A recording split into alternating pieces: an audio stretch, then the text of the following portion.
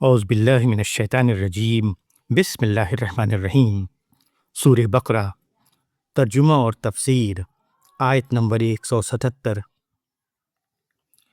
لیس البر ان تولوا وجوہکم قبل المشرق والمغرب ولکن البر من آمن باللہ والیوم الآخر والملائکۃ والکتاب والنبیین وآتى المال على حبه ذوي القربى واليتامى والمساكين وابن السبيل والسائلين وفي الرقاب وأقام الصلاة وآتى الزكاة والموفون بعهدهم إذا عاهدوا والصابرين في البأساء والضراء وحين البأس أولئك الذين صدقوا وأولئك هم المتقون۔ سورہ بقرہ کی ان آیتوں کا ترجمہ ہے: نیکی یہ نہیں کہ تم اپنا منہ پورب اور پشچم کی طرف کر لو، بلکہ نیکی یہ ہے کہ آدمی ایمان لائے اللہ پر اور آخرت کے دن پر اور فرشتوں پر اور کتاب پر اور پیغمبروں پر، اور مال دے اللہ کی محبت میں رشتہ داروں اور یتیموں کو اور محتاجوں کو اور مسافروں کو اور مانگنے والوں کو اور گردنیں چھڑانے میں، اور نماز قائم کرے اور زکوٰۃ ادا کرے، اور جب عہد کر لیں تو اس کو پورا کریں، اور صبر کرنے والے سختی اور تکلیف میں اور لڑائی کے وقت۔ یہی لوگ ہیں جو سچے نکلے اور یہی ہیں ڈر رکھنے والے۔ سورہ بقرہ کی اس آیت کی تفسیر ہے: یہود نے مغرب کو اپنا قبلہ عبادت بنایا تھا اور نصارہ نے مشرق کو۔ دونوں اپنے ان کے قبلے کی سمت کو مقدس سمجھتے تھے۔ دونوں کو بھروسہ تھا کہ انہوں نے خدا کی مقدس سمت کو اپنا قبلہ بنا کر خدا کے یہاں اپنا درجہ محفوظ کر لیا ہے۔ مگر خدا پرستی یہ نہیں کہ آدمی کسی مقدس ستون کو تھام لے۔ خدا پرستی یہ ہے کہ آدمی خود اللہ کے دامن کو پکڑ لے۔ دینی عمل کی اگرچہ ایک ظاہری صورت ہوتی ہے، مگر حقیقت کے اعتبار سے وہ اس اللہ کو پا لینا ہے جو زمین و آسمان کا نور ہے، جو آدمی کی شہرک سے زیادہ قریب ہے۔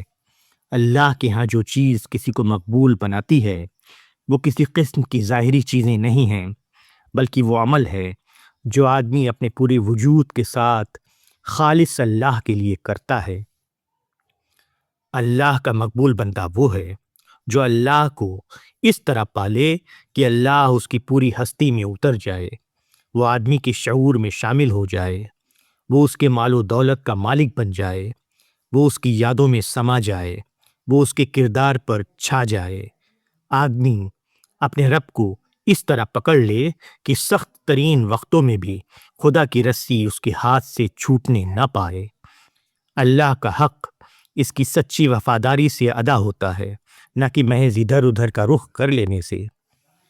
اللہ پر ایمان لانا یہ ہے کہ آدمی اللہ کو اپنا سب کچھ بنا لے۔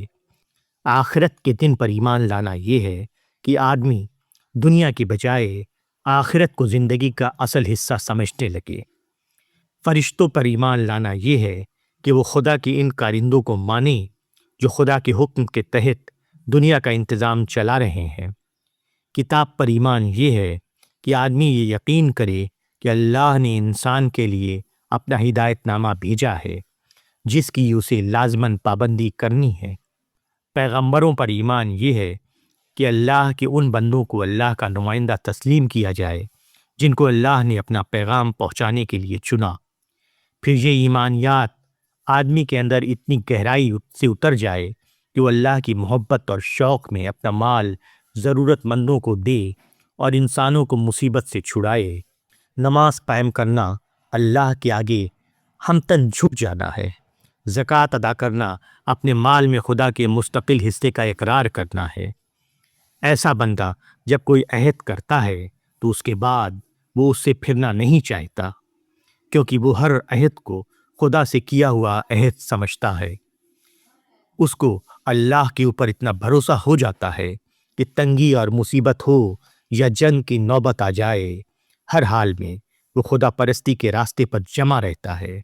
یہ اوصاف جس کے اندر پیدا ہو جائیں وہی سچا مومن ہے، اور سچا مومن اللہ سے اندیشہ رکھنے والا ہوتا ہے، نہ کہ کسی جھوٹے سہارے پر اعتماد کر کے اس سے نڈر ہو جانے والا